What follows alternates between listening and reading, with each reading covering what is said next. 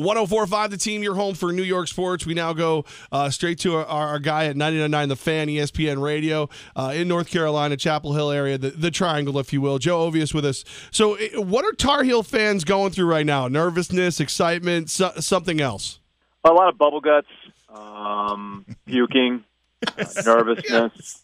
If they have to deal with looking at Chris Jenkins' face or the shot, it'll probably induce the need to crawl into the fetal position.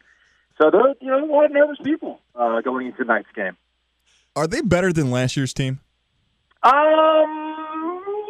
and no. If Joel Berry was healthy, if he wasn't playing on two bad wheels, then I would say that they are better. Especially when it comes to what Kennedy Meeks and Isaiah Hicks and Luke May and Tony Bradley kind of give them in terms of front court depth. But right now, they're a little bit limited offensively, even though their efficiency numbers look pretty good. That's through the byproduct of the whole season. Barry here during the tournament is like shooting under 30%. He's helping him in other ways while he's hurt, but they have a hard time shooting outside of Justin Jackson. So most of their offense is coming from the interior and dominating the offensive glass. Joe Ovious with us right now, 99.9 The Fan. Joe, what is when you were there, you saw these teams play. When you look at that Gonzaga team, what is the challenges they present for UNC?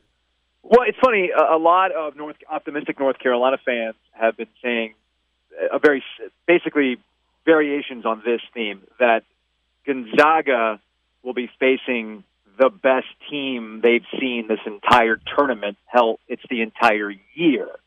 Whereas North Carolina's facing the best team they've seen since last week, Right. So there is that element there. However, you cannot take away from the pure numbers that Gonzaga has put up. And they're riding a hot hand. And in a lot of ways, they're very similar to North Carolina in the front court area, front court depth.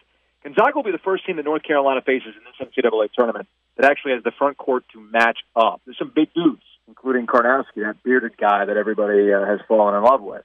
So if Oregon couldn't do it, Arkansas couldn't do it, Kentucky couldn't do it, just based on size alone, Gonzaga is the best suited, Gonzaga is the best suited.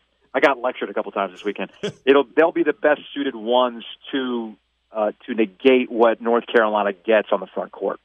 Gonzaga, or as we like to call Karnowski, their best player, the big pierogi. So you can use that if you want. Yeah, the big pierogi there. Now, I was going to ask what you noticed in that Bulldog team, but knowing these media seats, I don't even know where they might have put you in this venue. Talk us through what happens when you sit down and try to watch Final Four games in these football stadiums.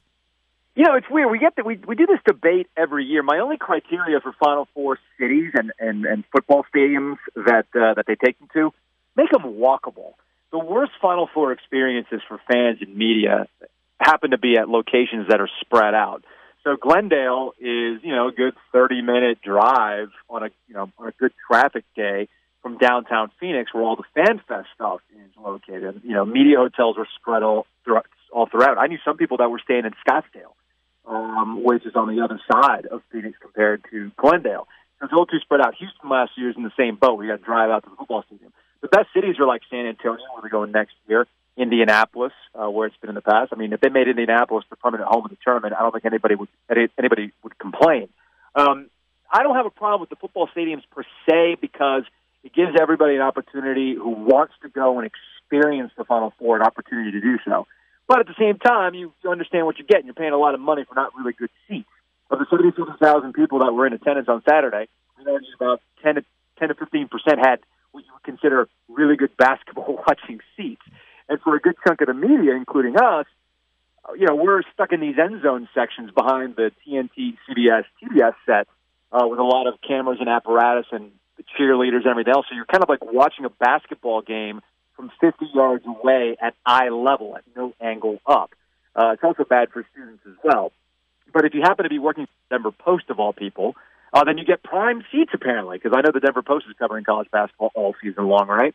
But thankfully, Woody Page didn't show up, so I was Woody Page for the night. Joe Ovious, 99.9 The Fan of North Carolina.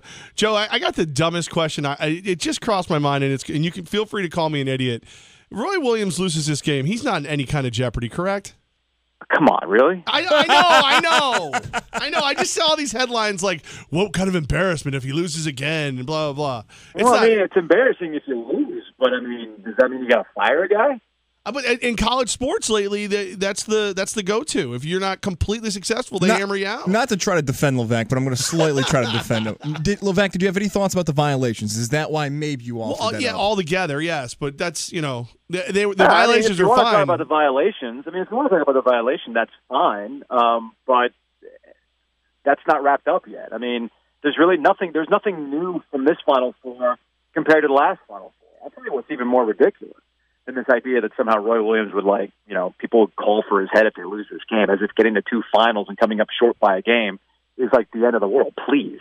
The thing that I find kind of amusing here is this weird notion that's popped up in the last week that somehow the NCAA scandal and the back and forth between UNC and the NCAA has somehow benefited North Carolina in that they've been able to get these guys that they would have lost these guys or they've been postseason ineligibility. Look. If the NCAA did its job and North Carolina was a little bit more willing to work with the NCAA in that regard, they would have wrapped this up 5 years ago, okay? And the postseason, if there was a postseason ban, that would have been like 5 years ago. So, if anything, the NCAA scandal and the fact that it's been going on for nearly 7 years has hurt North Carolina already. Roy Williams will be the first one to tell you that they used to get McDonald's All-Americans all the time. In the last 10 years, 7 to 10 years, I think he's only got like 1 or 2. The fact that Justin Jackson and Joel Berry and Kennedy Meeks and these guys committed to North Carolina with all the speculation going on about postseason bans and death penalties and everything else is a testament to the kids and the trust that they put in Roy Williams for these things not to actually happen while they were there. And if anything, it's, to me at least, what's worse? Fighting the NCAA or trying to prove your case and try to get guys to believe in the program and take the chance, or what Rick Pitino did to a couple of seniors who transferred to their program to try to win a championship, and then he punted because of their scandal, and they put a self-ban that took their seasons out of the equation. So, I mean, this kind of stuff. And look, Jim Boeheim's done the same thing up in New York. So when they punted these seasons at the cost of the current kids, so that they could save future recruiting classes down the line. So I get the saltiness that comes along with the NCAA scandal and things like that, but let's not be completely disingenuous about what's going on. See, Joe, stupid question led to a great answer. I don't feel bad anymore.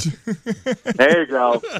You're Stu Gotzing me, I think. That's right. Also, as a Syracuse guy, I want all the great coaches out of the ACC. Syracuse needs as much help as they can get. Get Roy, get Pitino, get Coach K out of there. Let Syracuse dominate how they need to dominate. I'll get you out on this prediction for the game tonight. What happens?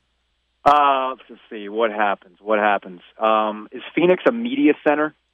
Is that does Jim Boeheim, is he okay with that? Is there enough going on there? Yeah, I think you got me on the. I don't know. It's not snowing. It's not snowing out there. It's a little spread out. I don't know. It's too hot. I mean, what's Phoenix's media market size? I don't even know. My own Jim Boeheim saltiness aside, look, every time I think that the Tar Heels are finished, like missing 4 free throws in a crucial moment, to end the game, right? Every time I think they're finished, they obviously have proved me wrong. And I look at this matchup with Gonzaga, and I see them winning, but I'll be proven wrong once again, probably. I'll watch North Carolina do something ridiculous to save the day down the stretch in a funky fashion. My head says Gonzaga. We'll watch the Tar Heels do it. Joe Ovious, 99.9 The Fan. We appreciate you. Only you make my stupid questions sound like smart answers, so I'll take it. There you go.